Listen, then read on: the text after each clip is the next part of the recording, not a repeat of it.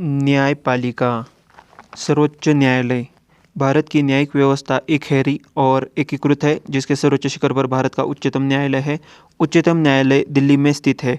उच्चतम न्यायालय की स्थापना, गठन, अधिकारिता, शक्तियों के विनिमय से संबंधित विधि निर्माण की शक्ति भारतीय संसद को प्राप्त है। उच्चतम न्यायालय का गठन संबंधी प्रावधान अनुच्छेद 124 में किया गया है। अनुच्छेद 124। उच्चतम न्यायालय में एक मुख्य न्यायाधीश और तथा 30 अन्य न्यायाधीश होते हैं। उच्चतम न्यायालय में मुख्य न्यायाधीश सहित कुल 8 न्यायाधीशों की व्यवस्था संविधान में मूलतः बनाई गई थी। बाद में काम के बढ़ते दबाव को देखते हुए 1956 ईस्वी में उच्चतम न्यायालय अधिनियम में संशोधन कर न्यायाधीशों की संख्या बढ़ाकर 11 कर दी गई। तदुपरांत 1960 ईस्वी में यह संख्या पुनः बढ़ाकर 14, 1978 ईस्वी में 18, 1986 ईस्वी में 26 हो गई। केंद्र सरकार ने 21 फरवरी 2008 को उच्चतम न्यायालय में मुख्य न्यायाधीश के अतिरिक्त न्यायाधीशों की संख्या 25 से बढ़ाकर 30 करने का फैसला किया। इन न्यायाधीशों की नियुक्ति राष्ट्रपति के द्वारा होती है। उच्चतम न्यायालय के न्यायाधीश बनने के लिए न्यूनतम आयु सीमा निर्धारित नहीं की गई है। एक बार नियुक्ति होने के बाद इनके अवकाश ग्रहण करने की आयु सीमा 65 वर्ष है। उच्चतम न्यायालय के न्यायाधीश साबित कदाचार तथा असमर्थता के आधार पर संसद के प्रत्येक सदन में विशेष बहुमत से पारित समावेदन के आधार पर राष्ट्रपति के द्वारा हटाया जा सकते हैं। उच्चतम न्यायालय के मुख्य न्यायाधीश को 1 लाख रुपए प्रति माह तथा अन्य न्यायाधीशों को 90,000 प्रति माह वेतन मिलता है। जब भारतीय न्यायिक पद्धति में लोकहित मुकदमा PIL लाया गया तब भारत के मुख्य न्यायाधीश PN भगवती थे। उच्चतम न्यायालय के न्यायाधीशों के लिए योग्यता। उच्चतम न्यायाधीश के लिए योग्यता। वह भारत का नागरिक हो, वह किसी भी उच्च न्यायालय अथवा 2 या 2 से अधिक न्यायालयों में लगातार कम से कम 5 वर्षों तक न्यायाधीश के रूप में कार्य कर चुका हो, या किसी उच्च न्यायालय या न्यायालयों में लगातार 10 वर्षों तक अधिवक्ता रह चुका हो, या राष्ट्रपति की दृष्टि में कानून का उच्च कोटि का ज्ञाता हो। उच्चतम न्यायालय के न्यायाधीश अवकाश प्राप्त करने के बाद भारत में किसी भी न्यायालय या किसी भी अधिकारी के सामने वकालत नहीं कर सकते हैं। उच्चतम न्यायालय के न्यायाधीशों को पद एवं गोपनीयता की शपथ राष्ट्रपति दिलाता है। मुख्य न्यायाधीश राष्ट्रपति की पूर्व स्वीकृति लेकर दिल्ली के अतिरिक्त अन्य किसी स्थान पर सर्वोच्च न्यायालय की बैठकें बुला सकता है। अब तक हैदराबाद और श्रीनगर में इस प्रकार की बैठकों को आयोजित की जा चुकी है। उच्चतम न्यायालय का क्षेत्राधिकार। उच्चतम न्यायालय का क्षेत्राधिकार।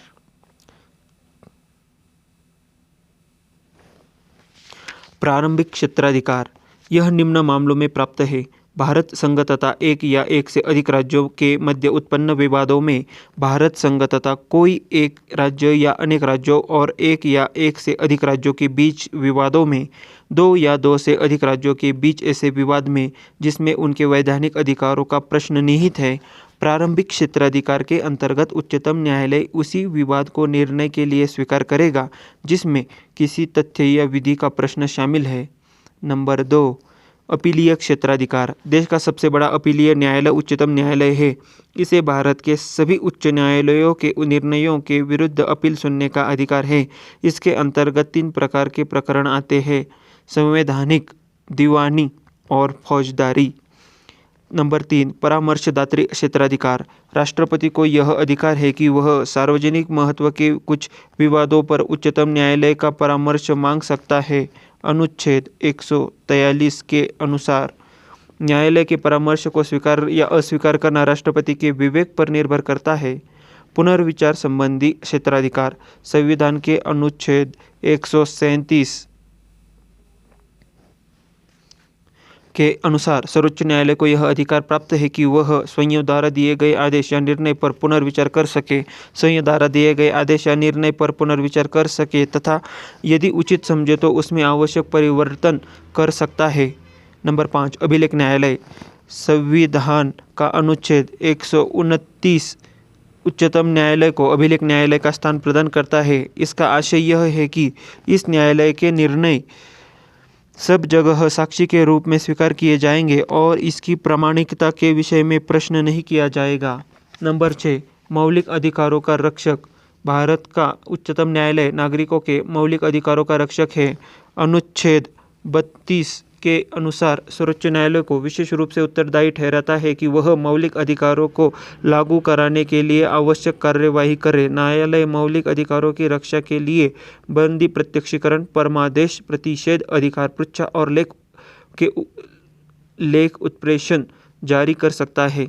उच्चतम न्यायालय में संविधान के निर्वाचन, इंटरप्रिटेशन से संबंधित मामले की सुनवाई करने के लिए न्यायाधीशों की संख्या कम से कम 5 होनी चाहिए। अनुच्छेद 145(3). उच्च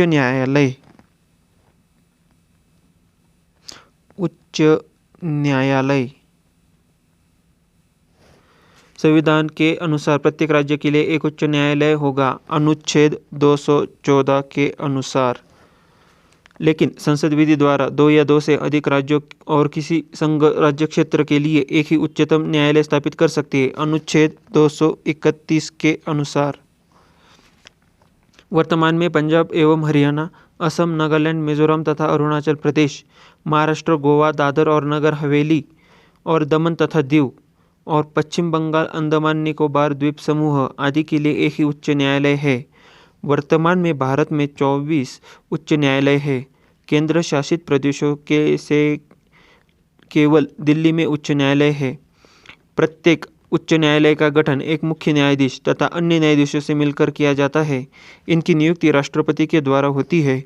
भिन्न भिन्न उच्च न्यायालयों में न्यायाधीशों की संख्या अलग अलग होती है। लोक अदालत कानूनी विवादों के मैत्रीपूर्ण समझौते के लिए वैधानिक मंच है। विविध सेवा प्राधिकरण अधिनियम 1987 संशोधन 2002 द्वारा लोक उपयोगी सेवाओं के विवादों के संबंध में मुकदमेबाजी, पूर्व सुलह और निर्धारण के लिए स्थायी लोक अदालतों की स्थापना के लिए प्रावधान करता है। ऐसे फौजदारी विवादों को छोड़कर जिनमें समझौता नहीं किया जा सकता, दीवानी, फौजदारी, राजस्व अदालतों में लंबित सभी कानूनी विवाद मैत्रीपूर्ण समझौते के लिए लोक अदालत में लाए जा सकते हैं। कानूनी विवादों को लोक अदालत मुकदमा दायर होने से पूर्व भी अपने यहाँ स्वीकार कर सकती है। लोक अदालत के निर्णय अन्य किसी दीवानी न्यायालय के समान ही दोनों पक्षों पर लागू होते हैं। यह निर्णय अंतिम होते हैं। लोक अदालतों द्वारा दिए गए निर्णयों के विरुद्ध अपील नहीं की जा सकती। देश के लगभग सभी जिलों में स्थायी तथा सतत लोक अदालत स्थापित की गई है। लोक अदालत रुपये 5 लाख तक के दावे पर विचार कर सकती है। उच्च न्यायालय के न्यायाधीशों की योग्यताएं। उच्च न्यायालय के न्यायाधीशों की योग्यता: वह भारत का नागरिक हो, कम से कम 10 वर्ष तक न्यायिक पद धारण कर चुका हो अथवा किसी उच्च न्यायालय में या एक से अधिक उच्च न्यायालयों में लगातार 10 वर्षों तक अधिवक्ता रहा हो।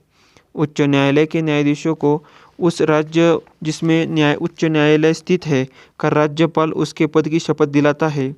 उच्च न्यायालय के न्यायाधीशों का अवकाश ग्रहण करने की अधिकतम उम्र सीमा 62 वर्ष है। उच्च न्यायालय के न्यायाधीश अपने पद से राष्ट्रपति को संबोधित कर कभी भी त्यागपत्र दे सकता है। उच्च न्यायालय के न्यायाधीशों को उसी प्रकार अपदस्थ किया जा सकता है जिस प्रकार उच्चतम न्यायालय का न्यायाधीश पदमुक्त किया जाता है। जिस व्यक्ति ने उच्च न्यायालय में स्थायी न्यायाधीश के रूप में कार्य किया है, वह उच्च न्यायालय में वकालत नहीं कर सकता है, किंतु वह किसी दूसरे उच्च न्यायालय में अथवा उच्चतम न्यायालय में वकालत कर सकता है। राष्ट्रपति आवश्यकतानुसार किसी भी उच्च न्यायालय में न्यायाधीशों की संख्या में वृद्धि कर सकता है अथवा अतिरिक्त न्यायाधीशों की नियुक्ति कर सकता है। राष्ट्रपति उच्च न्यायालय के किसी अवकाश प्राप्त न्यायाधीश को भी उच्च न्यायालय के न्यायाधीश के रूप में कार्य करने का अनुरोध कर सकता है। उच्च न्यायालय एक अभिलेख न्यायालय है। उसके निर्णय आधिकारिक माने जाते हैं तथा उनके आधार पर न्यायालय अपना निर्णय देते हैं। अनुच्छेद 215। उच्च न्यायालय भी अभिलेख न्यायालय है। भारत के मुख्य न्यायाधीश से परामर्श कर राष्ट्रपति उच्च न्यायालय के किसी भी न्यायाधीश को स्थानांतरण किसी दूसरे उच्च न्यायालय में कर सकता है। उच्च न्यायालय के क्षेत्राधिकार। उच्च न्यायालय का क्षेत्राधिकार: प्रारंभिक क्षेत्राधिकार: प्रत्येक उच्च न्यायालय को नौकाधिकरण, इच्छापत्र, तलाक, विवाह, कंपनी कानून, न्यायालय की अवमानना तथा कुछ राजस्व संबंधी प्रकरणों, नागरिकों के मौलिक अधिकारों के क्रियान्वयन, अनुच्छेद 226 के लिए आवश्यक निर्देश, विशेषकर बंदी, प्रत्यक्षीकरण, परमादेश, निषेध, उत्प्रेषण तथा अधिकार पृच्छा के लेख जारी करने के अधिकार प्राप्त है। नंबर 2, अपीलीय क्षेत्राधिकार। फौजदारी मामलों में अगर सत्र न्यायाधीश ने मृत्युदंड दिया हो तो उच्च न्यायालय में उसके विरुद्ध अपील हो सकती है। दीवानी मामलों में उच्च न्यायालय में उन सब मामलों की अपील हो सकती है जो 5 लाख रुपए या उससे अधिक संपत्ति से संबंध हो। 3, उच्च न्यायालय पेटेंट और डिजाइन, उत्तराधिकार, भूमि प्राप्ति, दिवालियापन और संरक्षकता आदि मामलों में भी अपील सुनाता है। उच्च न्यायालय में मुकदमों का हस्तांतरण। यदि किसी उच्च न्यायालय को ऐसा लगे कि जो अभियोग अधीनस्थ न्यायालय में विचाराधीन है वह विधि के किसी सारगर्भित प्रश्न से संबंध है तो वह उसे अपने यहाँ हस्तांतरित कर या तो उसका निपटारा स्वयं कर देता है या विधि से संबंध प्रश्न को निपटाकर अधीनस्थ न्यायालय को निर्णय के लिए वापस भेज देता है। प्रशासकीय अधिकार। उच्च न्यायालयों को अपने अधीनस्थ न्यायालयों में नियुक्ति, पदोन्नति, पदोन्नति तथा छुट्टियों के संबंध में नियम बनाने का अधिकार है। उच्च न्यायालय राज्य में अपील का सर्वोच्च न्यायालय नहीं है। राज्य सूची से संबद्ध विषयों में भी उच्च न्यायालय के निर्णयों के विरुद्ध उच्चतम न्यायालय में अपील हो सकती है। प्रथम उच्च न्यायालय की स्थापना कलकत्ता 1862 पश्चिम बंगाल, अंडमान और निकोबार द्वीप समूह के लिए हुई थी। केरल उच्च न्यायालय ने 1997 ईस्वी में सबसे पहले बंद को असंवैधानिक घोषित किया था। धन्यवाद।